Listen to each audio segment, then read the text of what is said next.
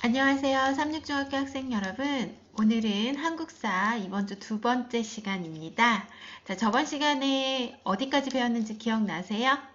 여기 교과서를 보시면 여러분 저번 시간에 60에서 61페이지 바로 중국과 만주에서 무장투쟁을 전개하다 1920년대에 그런 무장투쟁에 관한 내용들을 배웠습니다. 주로 기억나는 건 아마 윤봉길 의사가 가장 많이 기억이 날 거고요. 그 다음에 이제 뭐 청산리 전투, 봉오동 전투 이런 아주 유명한 전투도 다 기억이 날 거예요. 오늘은 바로 62, 63페이지 펼치셔서 오늘은 1930년대 그리고 또 40년대에 무장투쟁을 전개했던 과정을 배우도록 하겠습니다. 자, 가장 중요한 부분은 요 지도인데요. 자, 지도가 어디예요? 여기가 이제 만주 쪽이죠? 그래서 여기 부분을 배울 거고, 그 다음에 또 우리가 한국광복군이라는 군부대를 배울 거예요. 가장 유명한, 그리고 시험 문제에 자주 출제되는 한국광복군을 배울 텐데, 우선 교과서 보기 전에 선생님이 간단하게 요점 정리를 해봤습니다. 같이 살펴볼까요? 자, 여러분 보이시나요? 네. 칠판에다가 지금 안 하고 선생님이 이제 그 필기로 했는데 여기 보시면 2-3-3 무장투쟁을 전개하고 건국을 준비하다 이렇게 나와 있죠. 크게 1. 중국군과 함께하는 항해 무장투쟁을 전개하다와 2. 한국광복군이 활동하고 독립국가 건설을 준비하다 이렇게 두 개의 파트로 나뉘어져 있습니다. 여기 1번은 선생님 중국군과 함께 항일 무장투쟁 운동을 했나요? 예, 했어요. 예. 이 중국군과 함께 항일, 일본을 저항하는 무장, 군부대 투쟁을 했는데 이걸 다시 1번하고 2번으로 나누는 이유는요. 여기 1번은 바로 만주사변 이후로 중국하고 우리나라가 힘을 합쳐서 항일 무장 투쟁을 한 거고요. 2번 같은 경우에는 이 조선 의용대는 바로 중일 전쟁 이후로 우리나라와 중국이 힘을 합쳐서 군부대를 운영하게 된 겁니다. 자, 여러분 여기서 선생님 만주사변이 뭐고 그 다음에 중일전쟁이 뭐냐고 궁금해하는 친구들이 많을 텐데요. 요거는 솔직히 말해서 한국사에서 자세하게 다루지는 않습니다. 우리 뒤에 이제 세계사나 이제 2학기 때 중국사, 그 다음에 1차, 2차 세계대전 배울 때 그때 조금씩 나올 텐데 지금 살짝 맛보기만 보여준다면 여기 1번에 해당되는 요 내용의 배경이 되는 게 만주사변입니다. 여러분 만주가 어디예요? 아까 잠시 봤던 그 지도 쪽이 만주고 이제 만주라고 하면 어딘지 딱 머릿속에 지도로 떠오르죠? 그쵸? 자, 그 만주 땅을 일본군이 점령을 했고요. 중국의 마지막 황제인 뿌이라는 사람, 뭐 몰라도 돼요. 이런 사람은. 그런데 이 중국의 마지막 황제인 뿌이라는 사람이 그때 당시에 이제 중국이 무너지고 청나라가 무너지고 정확하게 이제 청나라의 마지막 황제죠. 청나라가 무너지고 나서 유랑 거지처럼 이렇게 돌아다니면서 살았다고 해요. 그 사람을 데려다 놓고 만주국이라는 나라를 세웁니다. 미국 제국이 만주 땅을 정복을 하고 나름 청나라의 마지막 황제인 뿌이를 거기다가 세워놓고 만주국이라는 괴뢰 정부를 세워요. 괴뢰 정부라고 들어보셨어요? 괴뢰 정부. 자, 이 괴뢰 정부는 겉으로는 볼 때는 누가 봐도 중국 정부 같이 청나라의 마지막 황제인 뿌이를 왕으로 세워놓고 나름 국가처럼 만들어놨지만 알고 보면 일본이 다 모든 법, 규칙, 질서 그러니까 다 자기네들이 자기 마음대로 하는 거니까 결국 우리나라와 비슷한 식민지 국가라고 보시면 됩니다. 그러나 이걸 왜 괴뢰 정부라고 하냐? 우리나라 사람 대놓고 식민지 한 건 아니죠. 뭐 조선총독부를 세워놓고 아예 대놓고 식민지를 한 건 아니고 아까 말씀드렸다시피 청나라의 마지막 황제인 뿌이를 세웠기 때문에 이런 나라를 괴뢰정부라고 하는데요. 이때부터 이제 중국이 일본이 장난이 아닌 거예요. 일본이 이제 만주국을 먹고 그러니까 이제 중국이 불안한 거예요. 그래서 중국 사람들이 독립운동을 잘하던 그리고 독립 전쟁을 잘하던 우리 저번 시간에 배웠죠. 청산리 전투, 봉오전 전투를 통해서 우리나라의 어떤 독립군들이 이 만주벌판에서 활약을 많이 하는 걸 중국 사람들도 알고 있었습니다. 그래서 중국과 중국 사람과 우리나라의 고기 만주 땅에 있었던 독립군들이 서로 연합을 해서 항일 무장 투쟁 운동을 하는데요. 우리 저번 시간에 참의부, 정의부, 신민부 배웠을 거예요. 그쵸?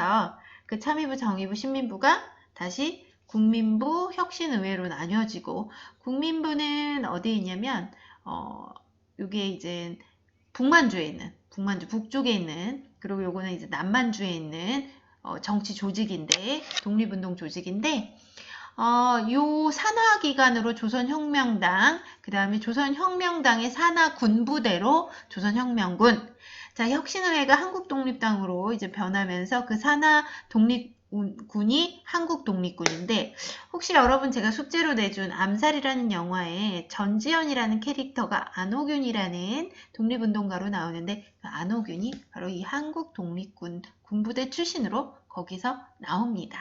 눈치채신 친구들 많죠? 예. 이 조선혁명군은 양세봉이 만든 걸로 유명하고요.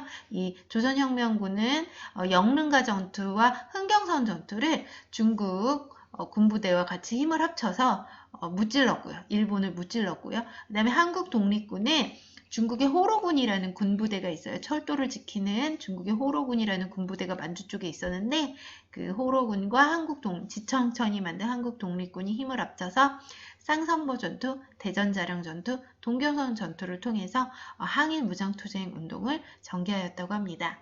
자, 요렇게 필기를 하면 좀 정리하기 보기 쉬운데, 문제는 지도를 보면 조금 더 자세하게 살펴볼 수 있을 것 같아서 제가 지도로 다시 한번 여러분께 내용을 정리해 드리도록 하겠습니다. 자, 다시 교과서로 돌아왔고요. 예, 교과서로 돌아왔고, 여기 지도를 한번 자세히 살펴보면서 아까 말씀드린 1930년대 만주 사변 이후 중국군과 우리나라 그 독립운동단체들이 같이 힘을 합쳐서 전투를 한 내용들을 정리해 보도록 하겠습니다. 1931년 만주사변 이후 일제는 본격적으로 중국을 침략하였습니다. 독립군은 중국군과 연합하여 일제에 대항하였습니다. 자, 여기 보시면 아까 말씀드린 것처럼 조선혁명군하고 한국독립군이 있네요. 그쵸? 조선혁명군은 양세봉이라는 장군께서 운영하신 군부대고요. 한국독립군은 지청천이라는 장군께서 운영하신 군부대입니다. 자, 우리 한번 하나하나 클릭해 보면서 내용 정리를 순서대로 해보도록 하겠습니다. 일제가 만주사변을 일으켜 만주를 점거한 뒤 세운 괴뢰 정권입니다. 자, 제가 아까 필기한 내용을 통해서 안내해드린 바로 그 내용입니다. 일제가 만주사변을 일으켜서 만주 땅을 지배했고요. 그리고 여기에 청나라의 마지막 황제인 뿌이를 세워서 꼭두각시 허수아비 왕을 세워서 괴뢰 정권을 세워서 괴뢰국을 세워서 일종의 식민지지만 겉으로는 식민지처럼 안 보이지만 일종의 식민지였다는 것. 자, 그 다음에 순서대로 한번 볼게요. 이 조선혁명군이 먼저 이제 활동을 더 많이 했네요. 남만주 지역에서 활동한 독립군 단체입니다. 자, 아까 남만주 지역에 활동한 독립군 단체가 뭐가 있었어요? 여기, 그쵸? 국민부가 아까 남만주라고 했고, 혁신의회는 북만주라고 했어요. 맞나요? 예, 국민부가 남만주, 혁신의회가 북만주. 다시 돌아가서, 자, 조선혁명군이 여기 보니까는 지금 어디에 있어요? 남쪽에 있잖아요. 그리고 여기 북쪽에 있고, 그쵸? 예, 북쪽에 있고, 위치가 그런데 여기 자세히 보면 1번, 여기 1번, 2번, 그 다음에 여기 전쟁이 3번, 4번, 5번 있는 3번, 4번, 5번. 여기 남쪽이죠? 여기 북쪽이잖아요. 그쵸? 그리고 지도도, 교과서에서 여기를 좀 남쪽에다가 표시를 하고 북쪽에다가 표시한 건 여기는 이제 남만주 지역에 만들어진 군부대고, 여기는 북만주 지역에 저기 운영되었던 혁신의회가 만든 군부대라는 거.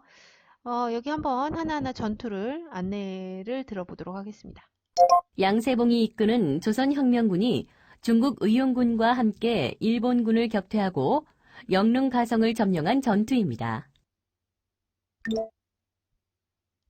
양세봉이 이끄는 조선혁명군과 중국군이 일본군과 벌인 전투입니다. 중국군이 일본군에 패배하며 조선혁명군도 물러났습니다.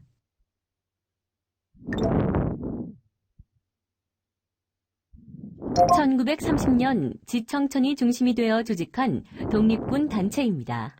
자, 한국 독립군은 지청천을 중심으로 한 독립군 단체고 아까 말씀드린 것처럼 혁신의회의 산하기관인 한국독립당에서 만들어진 한국독립군이라는 군부대입니다. 자, 여기 한번 전투를 하나씩 볼게요. 지청천이 이끄는 한국 독립군과 중국군이 함께 일본군이 점령한 쌍성보를 공격하여 점령한 전투입니다. 지청천이 이끄는 한국 독립군과 중국군이 일본군을 공격하여 크게 이긴 전투입니다. 청산리 대첩, 봉오동 전투와 더불어 독립군의 3대 대첩으로 꼽히기도 합니다. 자, 대전자령 전투가 좀 유명해요. 요거 좀 기억해 두시고 한국 독립군. 예. 여러분 암살이란 영화에서 전지현이 활약했던 군부대 이름이 한국 독립군이었고 그때가 1933년입니다. 그때 지금 그 영화상에서 지청천이 이끄는 한국 독립군과 중국군이 함께 일본군이 점령한 동경성을 공격하여 점령한 전투입니다. 자, 요 지도를 통해서요. 다시 정리를 해보면 국민부에서 조선혁명당이 생겼고 거기에서 이제 조선혁명군이라는 군부대를 통해서 이런 전투를 운영을 했고요. 여기 1, 2번 위치예요. 1, 2번 위치 남쪽.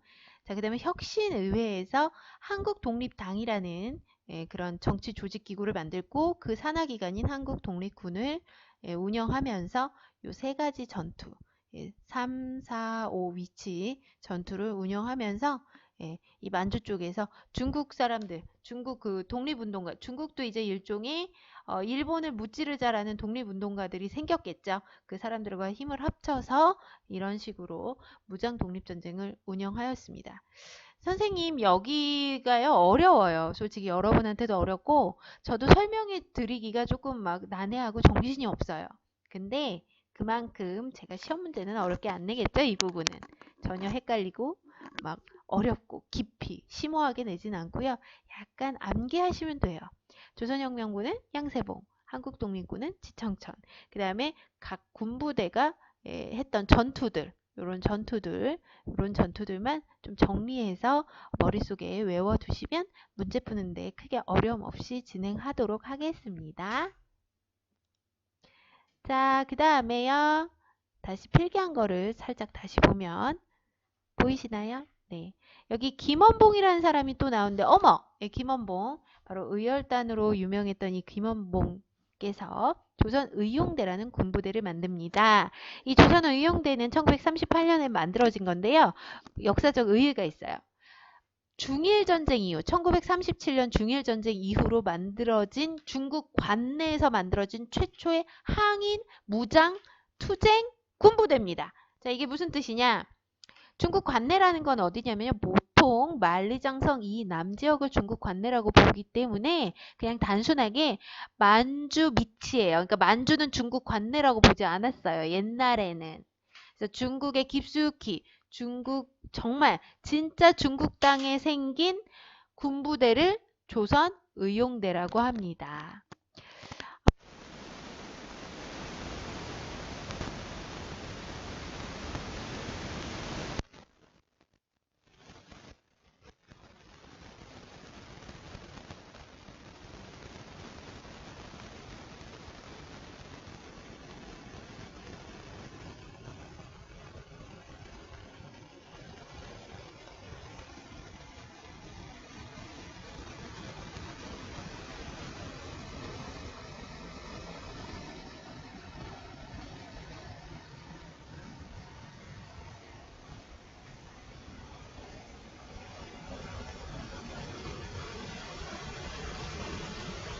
만든다. 그럼 어때요?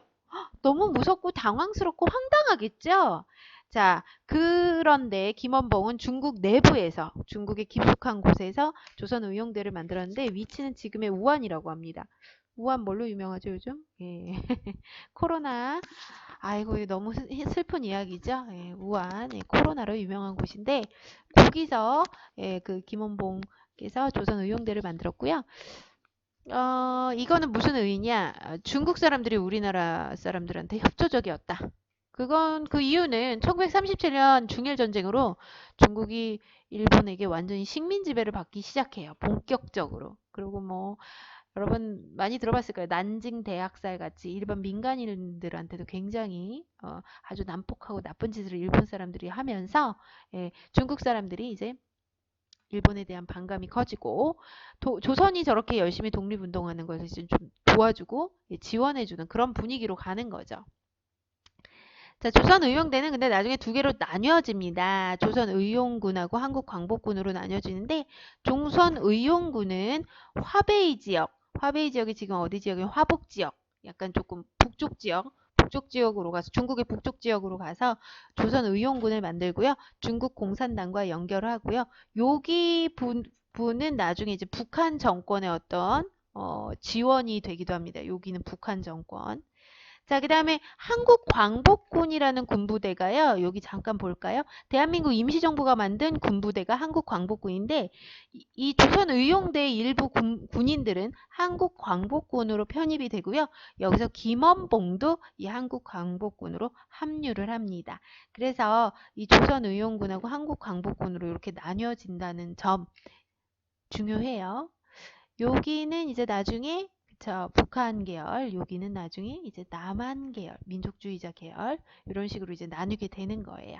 자, 그 다음에 2번 한국광복군이 활동하고 독립국가 건설을 준비하다. 방금 얘기 나온 그 한국광복군 다시 한번 정리합니다. 자, 대한민국 임시정부가 충칭에 정착을 해요. 원래 대한민국 임시정부 어디에 만들어졌죠? 그쵸, 상하이에 만들어졌죠. 근데 중국이 중일 전쟁으로 그 중국의 그 해안선을 중심으로 한 베이징, 뭐 그다음에 난징, 상하이 요 해안선 라인을 다 먹어요. 중국의 바닷가 쪽에 있는 아주 대도시들은 다 먹어요. 그러니 더 이상 어때요? 바로 임시정부가 이사를 가야겠죠. 그래서 충칭은 저 안쪽입니다. 완전 중국 내륙 쪽인데 그쪽으로 이제 이사를 가고 거기서 한국광복군을 창설합니다. 아까 말했다시피 김원봉이 만드신 조선의용대의 일부 세력이 한국광복군에 편입이 되기도 합니다. 거기에 이제 김원봉께서도 여기 합류하게 되시고요. 자, 한국광복군은 연합군. 선생님, 이 연합군이 누구예요? 라고 물어보시는 친구들 많을 거예요. 이 연합군은 또 2학기 때 우리가 열심히 배울 건데 2차 세계대전 때 바로 미국을 중심으로 한, 영국을 중심으로 한 그런 연합국 그 라인을 우리가 연합국이라고 하는데 요거는 이제 2학기 때 2차 세계대전 때 자세히 배울 거예요. 예. 연합군이 미국, 영국 뭐 이런 나라들이고 그 다음에 러시아. 그때 당시엔 소련이 했네요. 연합군이. 나중에 연합군 초반에는 이제 소련이 참여 안 하고 나중에 참여하게 되는데 그리고 그 연합군 반대편이 누구였냐면 독일하고 일본이에요.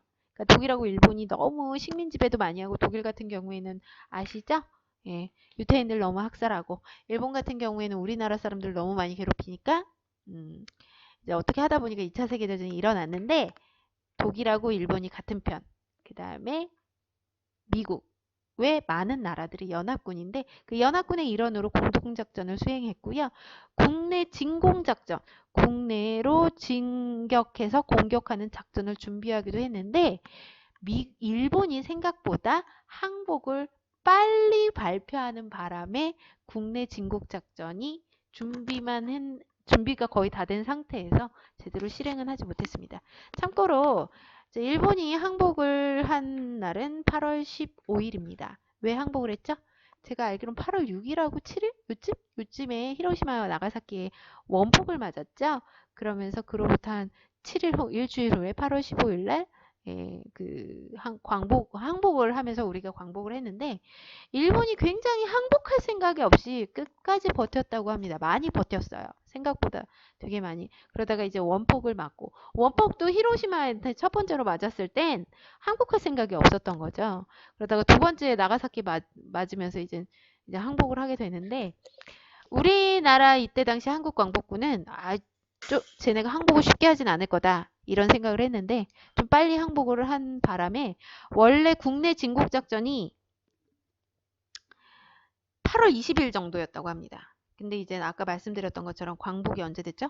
일본이 항복을 언제 했죠? 8월 15일 그쯤에 했죠. 그러니까 좀 어떻게 됐어요? 예, 좀 빨리 항복하는 바람에 우리의 국내 진국 작전이 준비만 했을 뿐 제대로 시행은 못했는데, 이게 왜 아쉽냐? 솔직히 말해서 미국이 원폭을 던져주는 바람에 우리가 광복을 하게 된 꼴이 돼버렸어요. 만약에 국내 진공작전이 성공을 했다면 우리 스스로 독립을 한 느낌으로 가는 거죠. 예. 네, 국내 진국작전을 하지 않았으니까 그게 안타까운 지금 결과가 됐고, 그래서 나중에 미국하고 소련이 우리나라를 개입하면서 이런 지금 현재 분단 국가로 나라를 운영하게 됩니다. 자, 그 다음에 건국강령을 발표하는데요. 이제 조만간에 미국이 항복을 할 것 일본이 항복을 할 것 같으니까 이제 우리나라가 건국강령, 우리나라가 세워지면 어떤 식으로 나라를 운영할지에 대한 어떤 기준점을 세우는 걸 건국강령이라고 합니다. 이 건국강령을 발표하고요. 그 다음에 건국 준비를 하는데, 국내에서는 여운형이 조선건국동맹이라는 조직을 통해서 건국 준비를 하는데, 일본이 항복하자마자 이 조선건국동맹이 제일 먼저 조선총독부 가서 이제 거기를 관리를 하기 시작하면서 건국준비위원회를 만들어요. 건준위. 요건 이제 2학기 때 대한민국 건국되는 과정에서 제가 다시 한번 자세히 안내할 거고요. 국외에서는 대한민국 임시정부가 계속 활약을 하고요. 건국 준비를 하고 있고요. 그 다음에 조선독립동맹도 이제 건국 준비를 하고 있는데, 이 대한민국 임시정부는 약간 즉 민족주의자 계열, 남한 쪽 계열하고 연합이 되어 있고 지금 이게 연결이 되어 있고, 조선독립동맹은 공산주의 계열 북한 정부랑 연결되어 있습니다. 자, 우리 다시 한번 국가서를 살펴보도록 하겠어요. 자, 여기 보시면 한국광복군의 활동이 나와 있죠. 보이나요? 예, 한국광복군의 활동, 조제탐구. 요거 보기 전에 선생님 잠깐만요. 예. 여기 보면 일제의 패망에 대비하여 정치, 경제, 교육 등의 균등을 추구하는 건국강령을 발표했다. 여기 좀 중요해요. 이 건국강령 누가 했다고 했죠? 예, 한국광복군? 예, 대한민국 임시정부. 예. 교과서도 한번 쭉 공부하면서 읽어보셔야 돼요. 여기 보면은 인도 버마, 미얀마 전선에 파견된 한국광복군 대원이라고 나와 있죠. 이게 뭐냐면 인도랑 미얀마도 다 일본이 뭐 했어요? 정복을 하는 과정에서 일본군을 무찌르기 위해 한국광복군이 연합군하고 같이 뭔가 연합군에게 도움을 주는 거죠. 왜 그러냐면 여러분 생각을 해보세요. 미국 사람들은 일본어를 잘 하는 사람이 많을까요, 적을까요? 적죠. 근데 우리나라의 사람들은 이제 일본어 교육을 많이 배우다 보니까 이 한국 광복군에 일본어를 잘하는 사람, 그 다음에 일본의 어떤 암호나 일본의 작전을 충분히 눈치채게 파악할 사람들이 많아서 이 한국 광복군을 연합군으로 많이 뭐 했다? 합류시켰다. 그거는 바로 여기 조제탐구에 나와 있는데 이거 같이 한번 살펴보도록 하고 마무리하도록 하겠습니다. 일제가 태평양 전쟁을 일으키자 대한민국 임시정부는 일본에 전쟁을 선언하고 본격적으로 독립전쟁에 나섰습니다. 한국 광복군은 미국과 합동으로 국내 진공작전을 준비하였으나 갑작스러운 일제의 항복으로 실행에 옮기지 못하였습니다. 자, 1945년 7월 말 드디어 3개월간의 제1기생 50여 명의 OSS 특수공작 훈련이 끝났다. 이 사람들이야 바로 특수 훈련을 받아서 암호 해독도 하고 이제 군사 기밀 두고 이제 찾아내는 그런 훈련, 그런 기술을 배우는 부대가 OSS 특수공작 훈련이라고 합니다. 훈련이 성공적으로 끝나자 우리 광복군은 말할 것도 없고 미군도 대만족하여 즉각 어디로 침투시킬 계획을 작성했다? 국내로. 예, 보세요.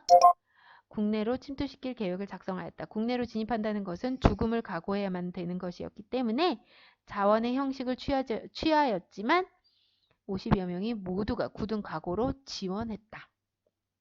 이때 임시정부와 광복군이 이 국내 진국작전에 모두 운명을 거는 듯하였다. 나는 백범삼생과 지천정 사령관 그리고 이범섭 장군이 계속 의논하는 것을 옆에서 들었기 때문에 더욱 일의 중대성을 절감한 것이었다. 자, 이게 이제 바로 한국 광복군의 활동 중에 백미였던 바로 국내 진공작전에 관한 얘기네요. 자, 여기 1번에 빈칸은 국내에 쓰시면 되고요. 위 자료에 나오는 군사작전이 중대한 이유를 독립국가 건설과 관련하여 이야기해보자. 한번 답안 확인해 볼게요. 자, 한국이 연합군의 일원으로 자리 잡을 수 있었던 국내 진국작전은 원자폭탄 투하 후 일본의 무조건 항복으로 인해 실행되지 못하였고 이는 소련과 미국이 한국의 독립에 간섭하는 계기가 되었으며 나중에 이로 인해 분단이 되었습니다.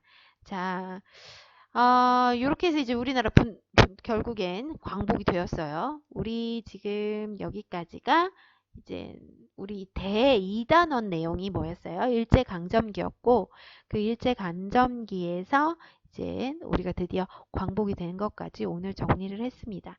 여기까지가 시험 범위인 거 알고 계시나요? 예, 교과서 33페이지가 아니라 63 여기가 63페이지 63페이지고 그 대단원 1단원은 여러분 한국사가 이제 시험 범위가 두 개로 나와 있죠. 근데 이제 34페이지까지가 아니라 33페이지까지입니다. 제가 위도랑에 좀 더 자세하게 안내해 드리도록 할게요. 예, 여기까지 하고요. 우리 여러분 학교 계약하고, 계약은 아니고 이제 다음 주에 이제 등교하시죠. 등교해가지고 오시면, 그때는 이제 좀 정리 및 질문 받도록 하겠습니다. 긴 시간 또 수업 저와 함께 해주셔서 감사하고요. 오늘의 과제는 아까 같이 푼 주제 탐구를 정리하셔서 위도랑에 제출해 주시기 바랍니다. 자, 오늘 고생하셨고요. 다음 시간은 세계사 시간이에요. 그때 다시 만나요. 안녕.